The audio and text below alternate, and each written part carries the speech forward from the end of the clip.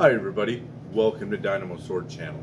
I'm David, and today on Dynamo Sword Channel I will be reviewing the Windlass Musketeer Rapier. This sword has been a staple in Windlass's long line of rapier model swords and has been available for many years. So, how does this sword compare to other rapier on the market today? Well, stay tuned and we'll find out.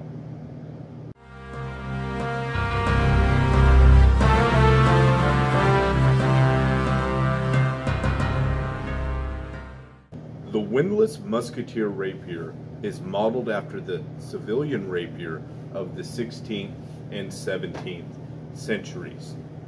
The rapier itself is an evolution of the European medieval arming sword. With the rapier, the design of the sword took more focus on being a thrusting weapon, slimming the blade profile significantly. The rapier was also where we see intricate hilting take prominence over the simpler crossguard of the Middle Ages, adding more complex hilt defenses such as loop guards, ring guards, back guards, knuckle guards, shell cups, as well as other various hilting and designs.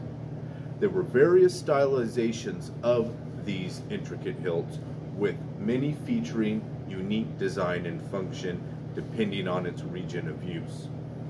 The blades of the rapier also had variations, with two distinct types used in the time period. First, there is the military rapier. Its naming is due to its more common use on the battlefield. This blade type was broader in blade profile and similar to the later period arming swords of the 15th century. The second, which this sword represents, is the civilian rapier. This sword featured a thinner, longer blade profile and gets its name from its primary use as a dueling weapon not generally carried by military ranks. The civilian rapier seems to have gained popularity in the late 16th century and was the common sidearm through Europe in the 17th century. As mentioned, there were variations of hilt styles as well. The hilt style represented on this sword is what would be known as a bilbo hilt. The bilbo hilt seems to have been developed in the mid-17th century, but could be older. Its origin place is Spain, and its design is considered to be a Spanish take on the German Pappenheimer hilt. It is distinct though as its design consists of two large solid shells, long straight quillions, and a single knuckle guard. Some, like this model, featured ring guards at the quillion block. The bilbo hilt seems to have been a popular style in Spain, seeing use well into the 19th century, and can be seen on many military and cavalry swords of the nation in the more modern time period. The irony of this sword featuring a Spanish hilt is that its name and embellishments are actually French. Windlass named this sword the Musketeer Rapier after the famous French musketeers of the 17th century and have included the French musketeer coat of arms on each of the shell guards. Now, the first European musketeers were actually banded in Spain and consisted of infantrymen equipped with muskets. The musket was an evolution in firearms using a flintlock firing system. The musketeers gained recognition in the Battle of Pavia in 1525, defeating the French and capturing the French King Francis I. Now, the first French musketeer unit was banded in 1622 by Louis XIII when he furnished a a light cavalry unit with muskets. They later gained more notoriety due to their rivalry with the personal guards of Cardinal Richelieu, who he named also musketeers simply to avoid insulting the king. His idea stemmed from the musketeer being a junior division of the Royal Guard, lower than the king's elite guard known as the Garde du Corps. This rivalry was of course further romanticized in literature as the Royal Musketeer became a figure of heroism and chivalry in the ahistorical Three Musketeers series of novels by Alexandre Dumas. The heroes of the Three Musketeers novels are some of the most famous of our time, and their stories have been retold in numerous forms, from stage and film to even comics and video games. As such, I feel Windlass made this sword in homage to the fictional portrayal of the musketeer seen in these novels and films, and not the historical soldiers of France.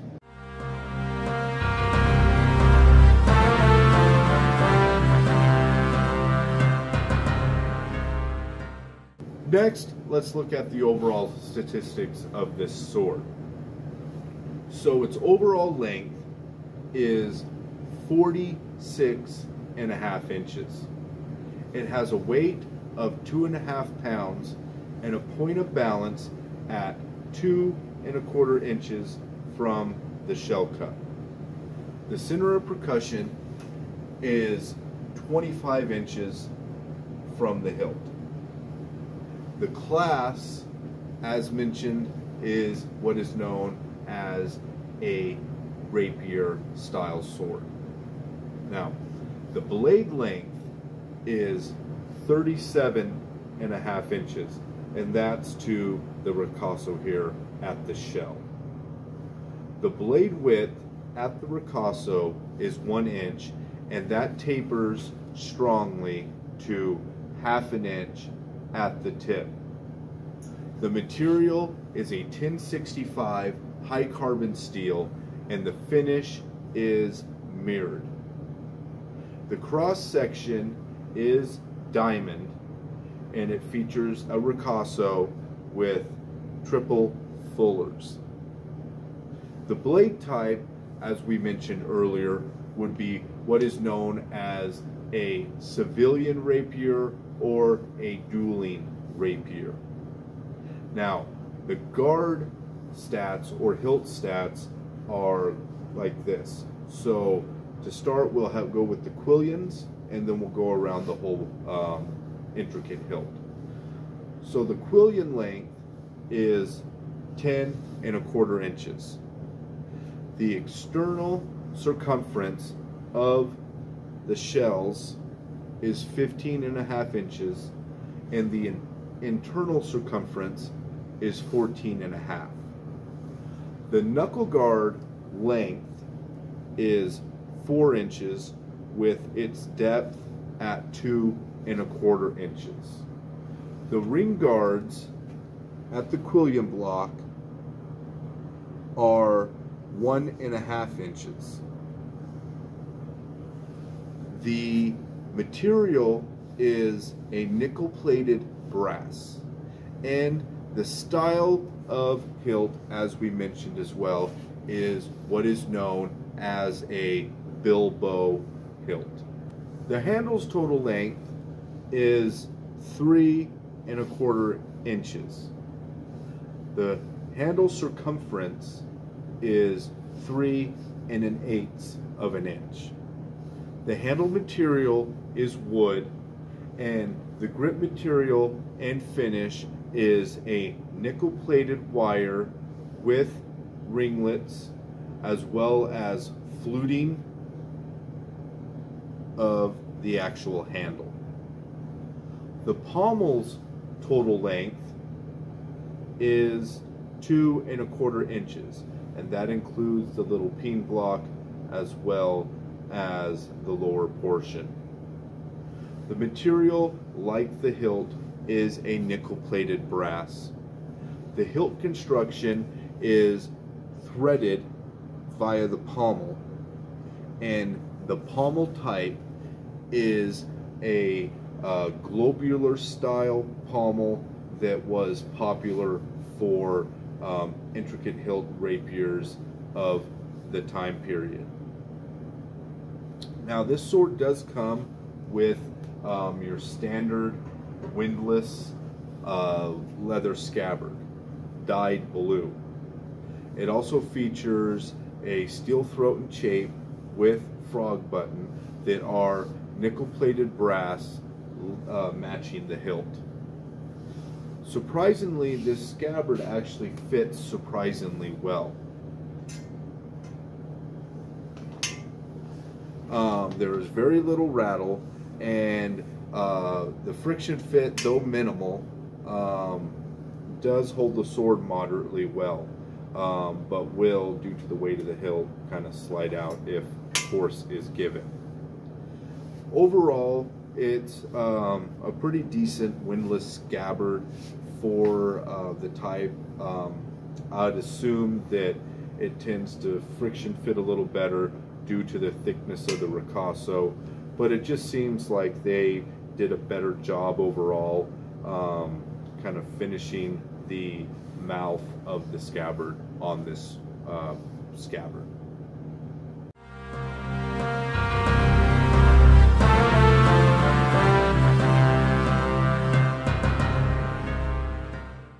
Overall, in my opinion, this is one of the better offerings of rapier by Windlass. The blade is well forged and shaped and has a quality heat treatment made apparent by its rigidity and flexibility. The polish is your typical Windlass mirror polish, but it is done well and finished evenly. The blade also features a prominent ricasso with 3 fullers and a strong diamond cross section. The hilt is finely cast in a nice replica of period originals. Some may not like the fact that it is nickel plated brass instead of steel, but it is durable and well built. And I do like the nickel plating, as the hilt will not rust and is easy to clean and polish.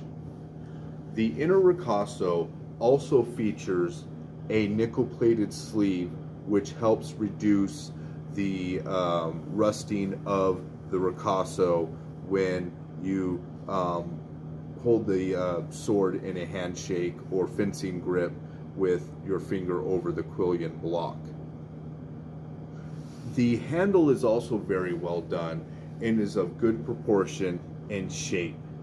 It features a nicely finished spiral wire grip, and the handle is fluted in its shape, which is also very comfortable in the hand. It features, the pommel features are very similar to the guard, and it is nicely cast with the faux peen block and the more intricate shaping at the bottom. This pommel is made of the nickel-plated brass like the hilt, and it is a full screw-on pommel, which I know some may be leery of because it's kind of not a very popular hilt construction for functional European swords. But as far as my experience with this specific model, everything is nice and flush, and there has been no loosening of the pommel in my time owning it. Overall, most of the replica rapier you see on the production market will have the screw-on pommels. Now, of course, peening is more preferred to the more active enthusiast and practical user, but overall with the rapiers, I haven't really seen many people complain of them failing due to the screw-on pommel. A lot of people think screw-on pommel is going to be wall hanger-ish, display sword, but you got to realize that, you know, even with the external nuts and things, the thread is actually the tang of the sword that is threaded, so there's no spot welding and things on these windlass swords, which is a definite benefit. So as far as the threading being, you know, actual steel and having a good strong thread to it and not having the spot welding, which is normally what is prone to fail on those threaded swords, I think this one is a winner and shouldn't be much to worry about in that regard. Now, as far as handling this sword, the sword feels good in hand and is easy to wield. Transitioning from various stances and forms is very fluid due to its excellent weight and balance. A major benefit of this sword, and more specifically due to the bilbo hilt style, is its ability to be used left or right-handed, making this sword ambidextrous to users. This is especially beneficial to left-handed enthusiasts, as many rapier on the production market are strictly right-handed by design. So definitely, if you left-handed sword enthusiasts are looking for a rapier and need one to find, this is definitely a good option due to its ambidextrous hilt, allowing for equal protection to either hand as well as grip style. Now, having a much more rigid blade than most other production rapier, especially other windlasses that I've seen that are very whippy and floppy, you know, I feel this sword is a solid choice for an enthusiast who likes to use their blade for martial practice or general backyard and studio cutting. In conclusion, this is a very nice sword with a unique historical design. Its stiffness, weight, and balance are great for the price. You know, this says a lot, especially for rapier in the sub $300 price point, as many blades do tend to be too thin and or whippy, or have crude or overbuilt hilts. The nickel plating and engravings are a nice aesthetic to this sword, and overall I am pleasantly surprised by the general fit and finish of this sword, and would recommend it to anyone looking for a well-made replica of a 17th century civilian rapier, or someone looking for a sword with the stylings of the heroic musketeers of film and literature. Well, I hope you enjoyed this review of the Windlass Musketeer Rapier. Be sure to like and subscribe, as well as look forward to the cutting review with follow-up discussion. Thanks again for watching, and I'll see you next time.